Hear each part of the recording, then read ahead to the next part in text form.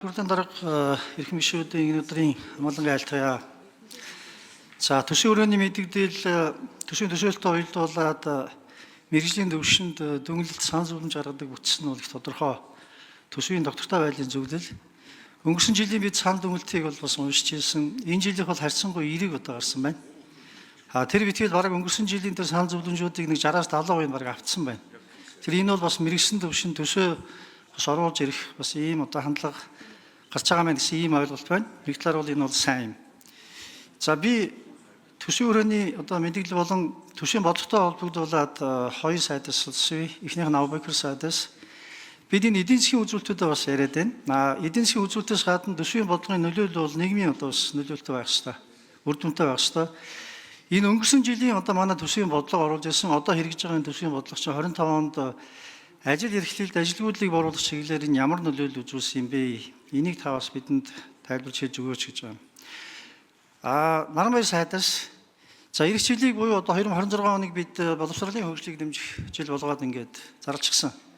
Энтэй холбогдуулаад төсөвдөр 198 ийм одоо төсөл арга хэмжээ байхаар байгаа юм. Бүтээн байгуулсан юм. За 180 нь бол цэвэр одоо барилга байгууламж байна л да. Сургуулиудаар бол бүлэг дүүргэлт бол одоо жишээ нь 35% нь бол одоо давчгсан гэсэн ийм одоо тооцоол статистик байж байгаа. 8 сарын 28-ны өдрийн бидний одоо ажил хэргийн уулз дээр бас энийг бас манай дэд хорон дээр бас ярьж ирсэн. Тэгэхээр одоо энэ бүтээн байгуулалтууд хийгснээр өмнө одоо байснууд нь үргэлжлснээр саяны одоо бүлэг дүүргэлтэд ямар одоо сайн одоо үр дүн гарах юм бэ?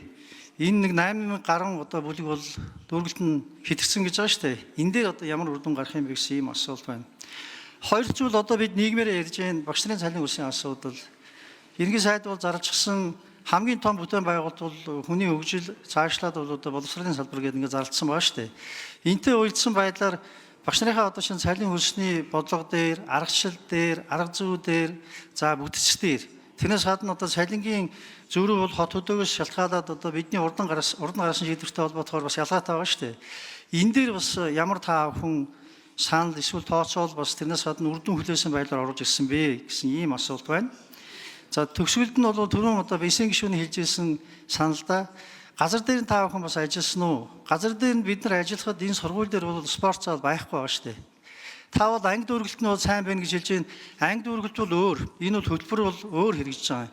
Одоо хувь хүний одоо сурагчдын бие биедрийн хөгжлийг хаах бол одоо шинэ арга хэрэгс чинь биеийн тамирын хичээл юм бол биеийн тамирын хичээлийг орж чадах боллоо гэсэн үг. Тэр суманд бол биеийн тамирын зал байхгүй байна. Тэгэхээр та өөр шалгуур тавьж энийг та бүхэн бас тодорхой хариулаач гэж байна. Баярлалаа. За телефоны Авбекер сайд хариулт өгье. За 2025 оны төсвийн бодлого ажил эрхлэлд ажилгүйдлийн төвшөнд хэрхэн нөлөөлсөн бэ гэж асуулаа гэж ойлгож байна.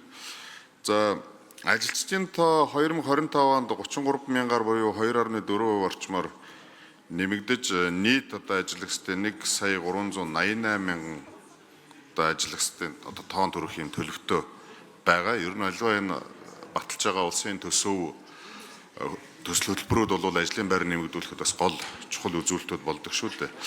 За хөдөлмөр эрхлэлтийн өсөлт хөдөлмөр эрхлэх хандлага нэмэгдсэнтэй холбоотойгоор ажиллах хүч нэг 33,000 үнээр буюу 2 орчим хувиар нэмэгдээд одоо 1.4 саяд хүрэх төлөвтэй харагдаж байгаа. За оны эцрүү яг одоо тоо гарах бах. За үүний үр дүнд ажиллах хүчний оролцооны түвш өмнөх оноос 0.5 нэгж хувиар өсөж байгаа юм.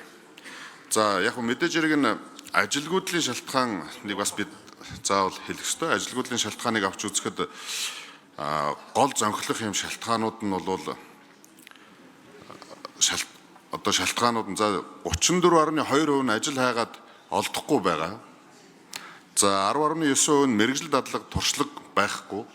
За 9% нь мэргэжил тохирох ажил олдохгүй байгаа. Гэх зэрэг маш олон одоо шалтгаануудыг дурдж болж байгаа. За эрэлт нийлүүлэлт буюу одоо энэ хөдөлмөрийн зах зээл дээрх ажил олгогч ажилтан хоёрын эрэлт нийлүүлэлт ерөөсөө огтлцож өгдөггүй. За бид нар одоо гадны ажиллах хүчний асуудлуудыг за өнөөдөр засгийн газрын хуралдаан дээр бас авч үзлээ. Гэх зэрэг маш олон одоо зүйлүүд байна. Тэгээд ажилгүйдэлтэй холбоотой, за энэ хөдөлмөр эрхлэлтэй холбоотой, за энэ эх жилийн буюу 2026 оны одоо батлах одоо бидний одоо яриад сууж байгаа төсөв төсөл хөтөлбөрүүд маань тодорхой хэмжээний ажилгүйдлүүдийг шийдэхэд бас нэмэр болох байх гэж харж байгаа. За энэ Зодбахар гишүүний асуултад хариулъя. Тэгэхээр 198 төсөл арга хэмжээнд дээр нэмэх нь бас Азийн хөгжлийн банкны зээлийн шугамар 41 сургууль цэцэрлэгийг нэмж бариулахаар ингээ оруулж ирж байгаа. За эдгээр нь ингээд баригдсан тохиолдолд бид бол ээлжийн коэффициент нь өнөөдөр улсын дундаж 148 байгаа бол 134 рүү буурах ийм одоо бид бас тооцоо хийсэн. Ингэснээр сурлагын чанар бол 2 пунктээр өсөх ийм тооцоол хийсэн байгаа.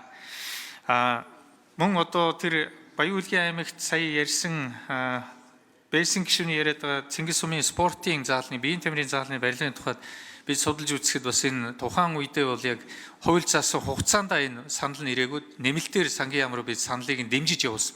Энэ дээр бас бид ингээд юу яхад таны хэлдэг яг үнэн одоо энэ спорт заалгүй тэр хүүхдүүд чи өнөөдөр гадаа хичээлж байгаа. Тэгээ нийт хөрөнгө оруулалт нь бол нийт 2 тэрбум төгрөг энэ жил.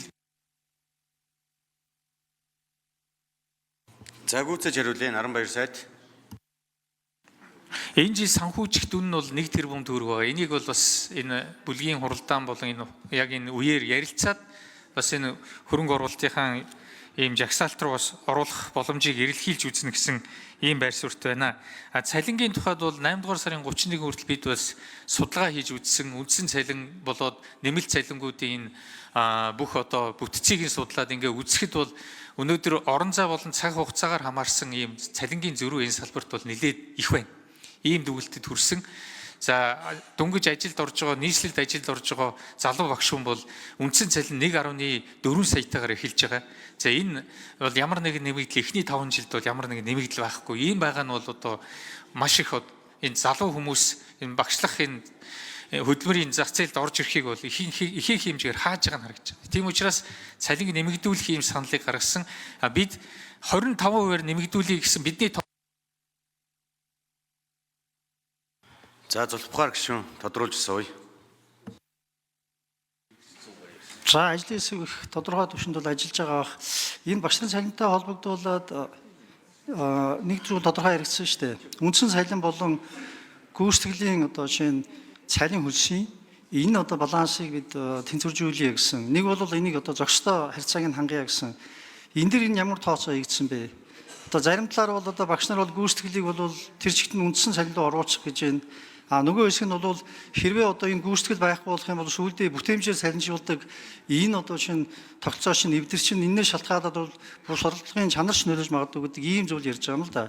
Тэгэхээр энэ дээр ямар байр суурьтай байгаа юм бэ? Цалин өрсний бодлого бол их тодорхой байх ёстой. Нөгөө нэг зүйл бас тодорхой асуумаар байна. Ер нь энэ одоо жишээ нь төрийн албаа агч чинь 226 мянган одоо албаа агч байгаа юм. Би сангийн сайдаас төрөөд сууж байна л да. Цалин өрсний одоо бодлого бол нэгдмэл байх ёстой. Гэхдээ салбарын одоо онцлогтой байх ёстой байх. Энэ одоо нэгдмэл болон онцлог байх одоо нөхцөл байдлыг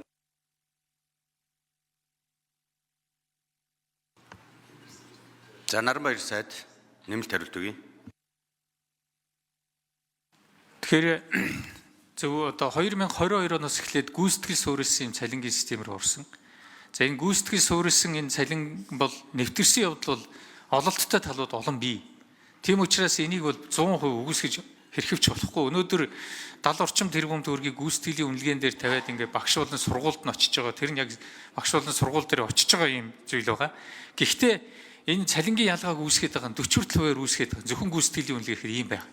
Тэгэхээр ийм нөхцөл байдалд бол боловсролын яамны зүгээс бол бид гүйцэтгэлийн үнэлгээнийх нь өнөөдөр байж байгаа нийт дүнгийн 50%-ийг нь үндсэн цалинд шингээж өгье гэсэн ийм байр суурьтай байгаа. Ингэснээр бас багш нарын цалинг нэлээдгүй хуваар нэмэх юм боломжтой болж байгаа. Харин 50% нь үлдээж яг одоо яг хөтөлбөрөө сайн хэрэгжүүлж байгаа хүүхдүүдээ сурагчдаа сайн сургаж байгаа ийм багш нар бол бас цалин урамшуул авах юм боломжийг бас хангах ёстой гэсэн ийм байр суурьтай байгаа. Баярлалаа.